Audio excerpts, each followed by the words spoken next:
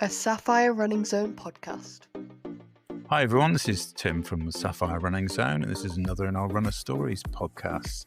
And today we're going transatlantic. We're talking to Jacob in New York from Brooklyn. And, Jacob's got a fascinating story. He's on the road to collecting the World Marathon Majors 6-star medal or 7-star medal now. So, Jacob, welcome. Just give us a little bit of your backstory and what you're currently training for. Yeah, thanks for having me, Tim. Looking forward to the conversation. So I'm based in Brooklyn, in New York, originally from Chester, Northern England, and I've ran all my life, really. Did well in high school. That's where I kind of found that I was good cross country and track. And I've just built on from there, really, and done 4 marathons now. And this coming November, I will be going to do New York again for the second time. And really looking forward to that. And then 5 weeks later, I'm going to put myself through the paces again and do Queens, which is a little bit more local. New York will hopefully get me into Chicago for 2026. And then Queens is a Boston qualifier as well. So Jacob is a very quick runner. So just give us a bit of a feel of what these qualifying times look like. Because a lot of people, obviously, when they're looking to do the World Marathon Majors, they are either looking at a tour operator entry or a charity entry, but you're having to go at the qualifying approach. So what sort of times do you have to get for that? Yeah, so for Chicago, it's sub 2 hours, 50 minutes, which is 6 minutes and 29 seconds per mile, which is so quick, obviously. And Boston, a little bit less, so 2 hours, 55 minutes. They had reduced that from 3 hours last year.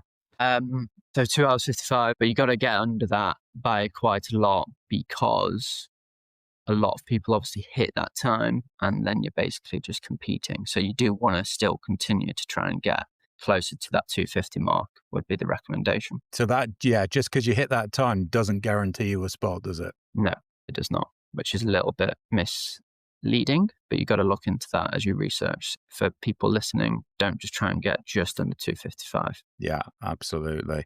So if you don't quite manage that, will you look at other options? Will you look at tour operators or charities? Yeah, I would. I would look at the tour operators, try and figure out the costings and fees for that. Boston and Chicago, both very, very popular. It's either a tour operator, I'll have to look at the finances, or you do a charity. So the only risk with the charity I do understand is if you don't hit the target, you have to pay out of pocket yourself to make it up for it, which could be a little bit of a risk dependent on financial situation. Yeah, I think the US charities take a slightly different approach to the UK charities, and they actually take your credit card at the start of the process and then debit it at certain points along the way. And then, if you are short, then out it all comes. They don't do that in the UK, but obviously there is still an expectation that you will raise the full amount. And amounts do obviously vary considerably. London is, a couple of £1,000 now. New York, similar. Boston, well, I've heard stories of up to $10,000, typically sort of 5 to 7. Got Tokyo, obviously, which is sort of in that ballpark as well. Chicago, not quite as much. But there's different avenues, but I'm sure with the training that you're putting yourself through at the moment, it'll be a walk in the park. So give us a bit of a feel for what your training for New York has been like. When did you start seriously, and where are you at the moment? Yeah, it's always, and this changes for me quite a lot in terms of my approach of training, time frame. When do I really seriously start building up? I haven't really stopped all year. I've had about 3 weeks off. I have been hitting it hard from July, really, to be honest, mainly around quicker paces, not long distance, because in New York, it's very humid, 30 degrees plus. The focus in July was around 5K, 5 mile, 6 mile races, try and build out that speed and those fast switch fibers, and then strength and start to build up some of the distance. I'm 8 weeks out. I've been serious for 12, or probably more, 14 weeks, which is long for me. Normally I would do, honestly, 8 to 6 focused work, which doesn't seem like a lot, but it's worked for me in the past. So yeah, 8 weeks to go, running 5 days a week, doing 2 strength sessions, tempo intervals, 1 session each a week. And then every Saturday I'll be doing a long run, but building up that mileage week by week. And what does a tempo run what's that made up of? Yeah, it varies really. Importantly, for these quicker sessions, I always warm up dynamic stretching, 15 minutes of going from zone 1 to zone 3. Every session I'll do, I don't go straight into the tempo, I don't want any niggles at all. But a tempo for me could look like anything from a 6 minutes 40 mile for sort of an over mile down to 550 a mile. And that could look something like 15-minute warm up, 1 mile at 640, 1 mile at 550, and then squeezing that time closer and closer together. So getting the 630 down, and that could be 1 session of a tempo, or it could look something like 5 or 10 minutes at 10k pace, and then 2 minutes rest or walking rest, and then 10 minutes at sort of 10k pace. Not really hitting into the 5k pace. I'd leave that for more of an interval track session. Right. And how often do you do those track sessions? I've been doing that every Thursday, every one a week, Thursday evenings at McCarran Park in Williamsburg. It's a really, really good facility, free to jump onto. It's very busy. You've got to watch out for, but I do 1 session a week, sometimes with a crew, sometimes by myself. And that could be pretty intense. I did one last night. So the session last night, after most of the clubs had finished, so I had a bit more space. Again, warm up, but then the main bulk of the session was 3 times 5 minutes 45 seconds, 1 mile reps, 2 minutes walking rest in between. So letting the lactate build up, you cool down, you go again. That 3rd mile is obviously going to be very, very tough. But consistently hit 5 minutes 45 seconds, which was great. If I look back at April, when I was kind of building out after winter, I really struggled to hit those target times consistently. So when you look back at the data, it's nice to see that I'm actually getting those times, not comfortably as I feel, but at least I'm hitting the numbers. When you said it was busy, I mean, how many people are we talking about doing sessions like that on that track? Yeah, it's busy, honestly, really, really. I think the fact that Williamsburg, for anybody that knows it, is a nice area, and there's a lot of people that are living here, and the track itself is free. It's so different to the UK. You probably have to book, or you have to pay, or you'd be a part of a club at a university or somewhere, but you can just walk onto it. If you go at 7 p.m. to about 8, I think there's 400 people there, maybe more, maybe 500. Wow. And it's so busy at the peaks on a Thursday, because people do Thursday track sessions, but also they do the mornings. So it's busy in the morning, but I can't get up and do that. So I'll do it in the evenings. And are you generally running with others? You talked about your crew before.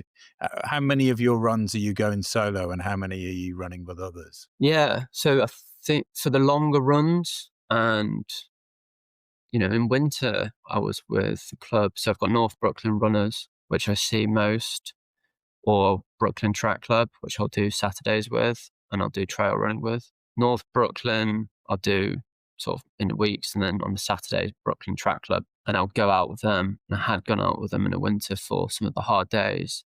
And if I'm, building up, or the body's not like quite peaking, or if you're just trying to, those days that are hard, going with others just makes it so much easier, because you run quicker. It feels like you run easier anyway, because you kind of hang on to the coattails of others. So that's what I'll do.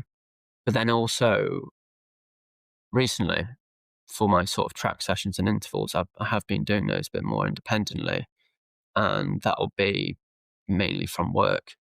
I'll be busy with work, get back late, or have some other sort of responsibility to do.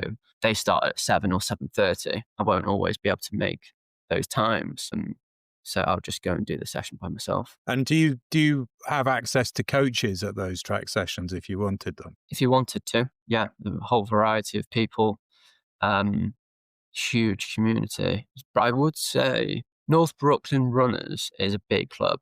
They have 20 runs on a week, mornings and evenings, across Brooklyn. It's amazing. It's so well run. So you tap into the runs that you like and you build your network. And there is coaches if you were to build a relationship.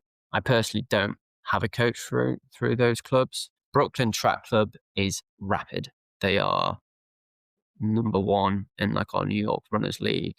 They've got a guy who's top 100 US marathon runners, Brian Cutter, is ridiculously quick. Yeah, there's coaches through that, and then trail run Brooklyn Trail, Coach Jess. She's like a coach for Nike. She does ultra. She does load of trail, so she's super helpful for sort of trail running. I don't necessarily coach. I'm not coached by her, but education and finding out different routes and preparation, nutrition, all the other stuff that the environment brings, which is different to the UK, they're helpful for.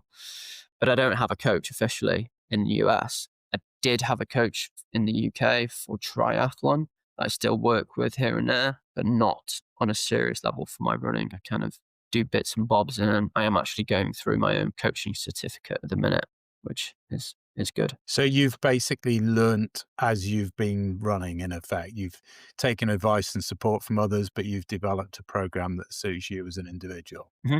Yeah, exactly. So my dad was a very good runner. Obviously learned loads from him through high school and then 20s.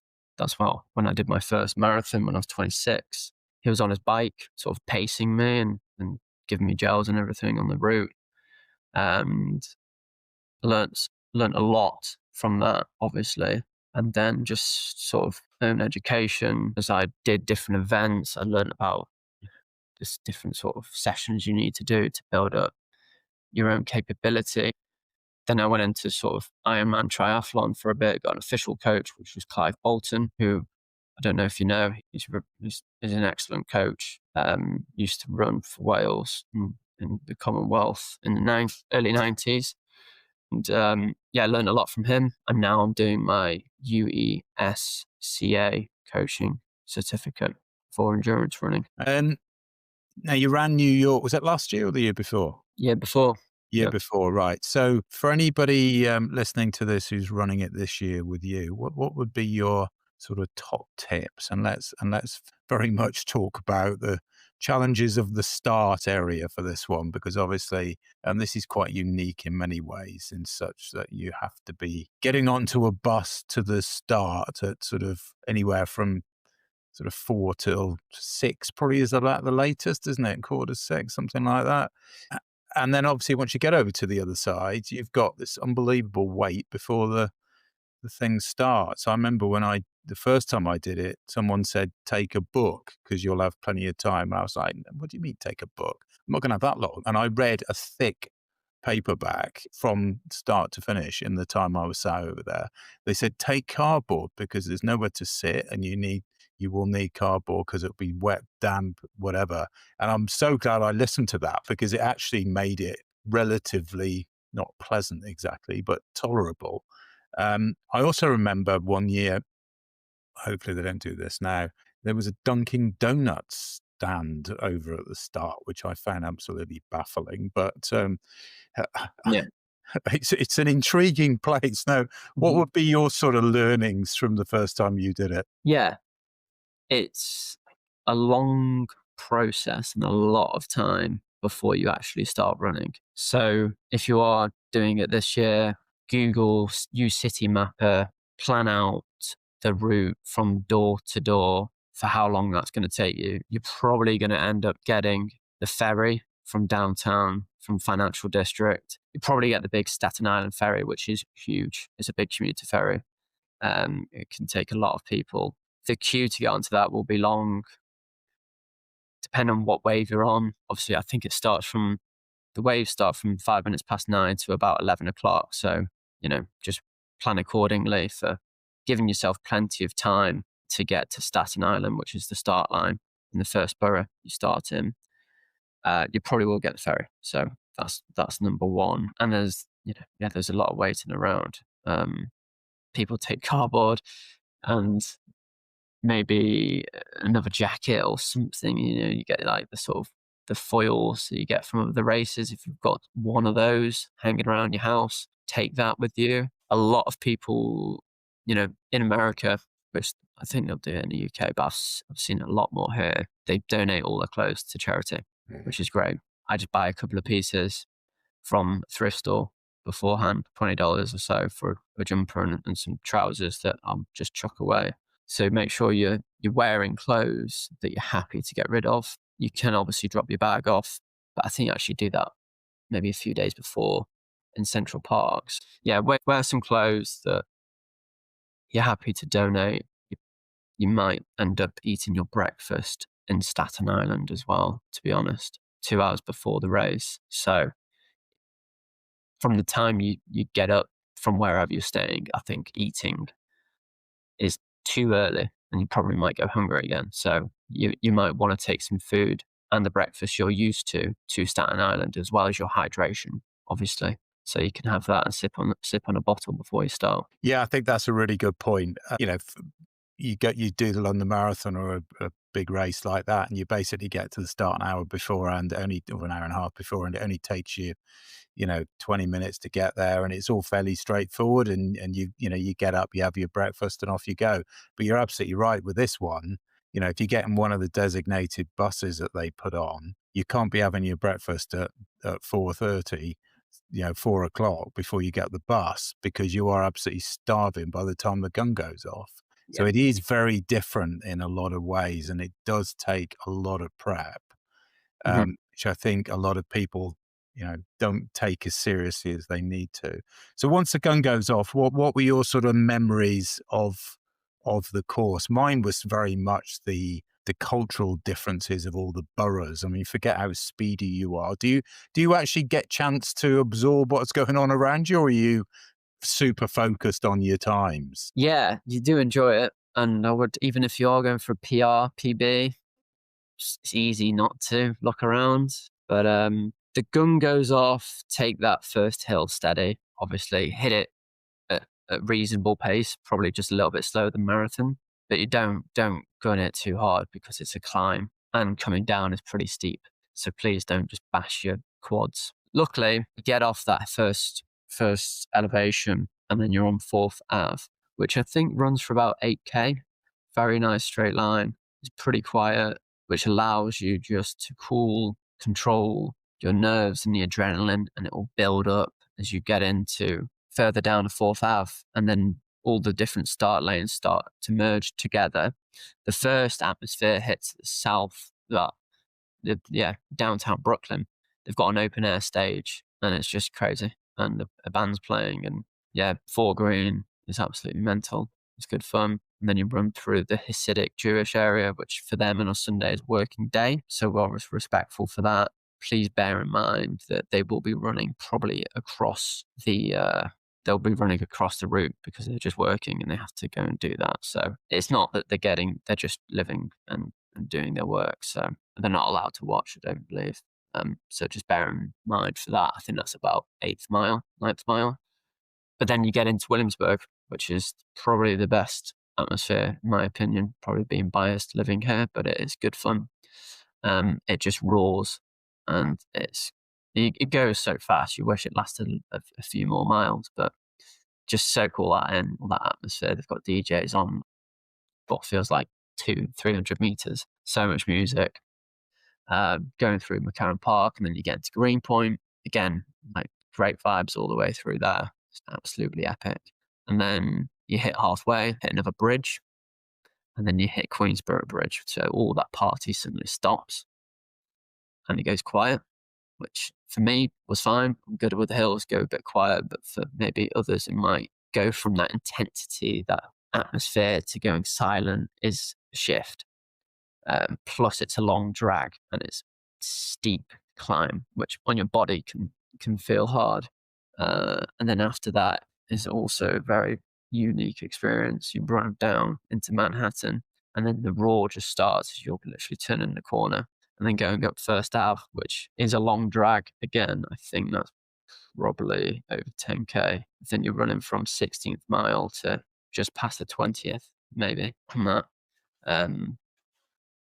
Yeah, it's just unbelievable. So there's so many different sides and parts of New York, run through all 5 boroughs that have their different cultures and values and energy. Yeah, and you do feel it, and you can sense that everybody parties differently, especially up in the Bronx and Harlem. That's where the core part of the culture is. And that's 21st mile towards the end. So that's the championship miles with the best music. I remember up in Harlem, guys with the ghetto blasters on the shoulders, the classic cliched stuff. But it was, and you sort of, you wonder whether they're actually doing it for effect or whether it actually is the way they are. But I think it's the latter. But it was just fascinating, the shift from one borough to another. And then back into Central Park, which is sort of the, for runners, it's the iconic part of New York, isn't it, really? I mean, you go there any day of the week, and how many people are running around that park? It's thousands, I would think, isn't it? Mm-hmm. Yeah, it is. Yeah. It's, again, that last bit on Fifth Ave, when you're coming from the Bronx through Harlem, coming back down south towards Central Park, that's another climb. And that's a great atmosphere, family orientated, really good music, but you can start to see the park, you can see the skyscrapers just lining up down.